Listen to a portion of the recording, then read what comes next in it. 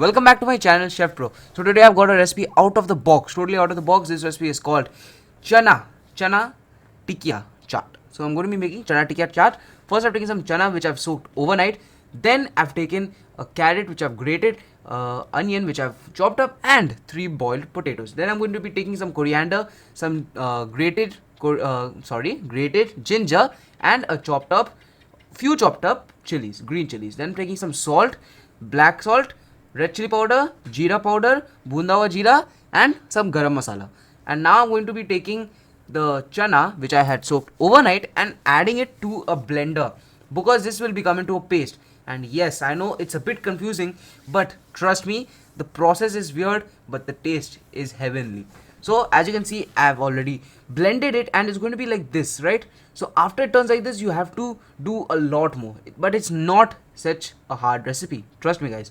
So I've taken the chopped up onion and I've taken the carrot with some of the other ingredients which I had showed you, and now we're going to be adding all of our masalas and take a good amount of quantity. Don't take too less masalas, don't take too much masalas, otherwise it's going to be full what do you call it, garbar.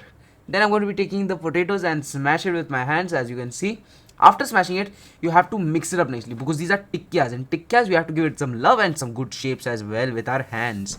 So as you can see, I've mixed it lovely with my hands, so it's looking pretty good now. And now we're going to be moving on to the second step, which is to making the tikkiya shapes. So to make the tikkiya shapes, as you can see, the batter should turn into this kind of a texture or this kind of a tendency, then it will be good. Then we're going to be oiling up our hands, taking our tikkiyas one by one, make it into a ball shape and then make it into a little flat shape. I know that bunch of you have eaten aloo chops, right? So in aloo chops you get this shape, so make it into the aloo chop shape. And the same way I'm going to be doing the same process with each and every tikkiya, just doing this shape, or you can give it another shape if you like, but this shape is the best I find. So now as you can see, I've done that, and now we're going to be moving to the second step. So the second step is to make all of it like this, and it's not ready yet because it's still raw. So now we're going to be adding some oil to our pan. This will not be deep fried, but it will be fried on both the sides one by one, and it should be fried slowly, not too fast guys, okay? Fast will ruin the whole process. So as you can see, I've heated the oil to medium, not too high as well.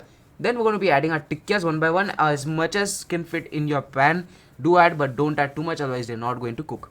As you can see, I've added enough, and now I'm going to be cooking them all one by one, and just see how nicely this recipe is going to turn out. And once you bite into it, you will feel like you are dreaming, you are in heaven.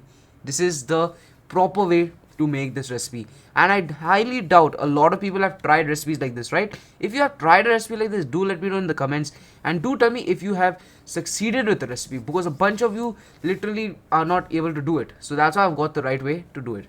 So as you can see, it's completely fried. That means we're almost there, but now comes the main step, making it the chaat. So as you can see, I've taken some curd, also known as dahi, and in that I've added a bit of black salt. And if you want, you can add a pinch of red chili powder as well, but I'm not willing to add red chili powder at the moment. Now we're going to be starting our plating, which is my favorite part of any dish. So I've added 4 pieces of tikkiya. If you want, you could add more. And now we're going to be adding our curd. The curd is sweet. You have to add a bit sugar to the curd. Don't put raw curd, otherwise it's not going to be good. And do put grinded sugar, not gota sugar, okay? Then as you can see, I've added a bit of dahi because I don't like too much dahi. If you want more, you can definitely take. Then I've taken some meaty chutney, also known as sweet chutney. Then I've taken some green chutney, also known as hari chutney. And now we're not going to be adding much, but I'm adding a little bit bhunda oil, masalas, homemade garam masala, homemade jeera masala, sorry guys. And then I'm adding a bit of red chili powder. So as you can see, I've added the red chili powder, and that's it. We're going to be adding a little bit black salt, and our recipe is ready. If you like this recipe, do like, subscribe and share. I'll be meeting you in the next video. Do enjoy this and let me know. Bye bye guys.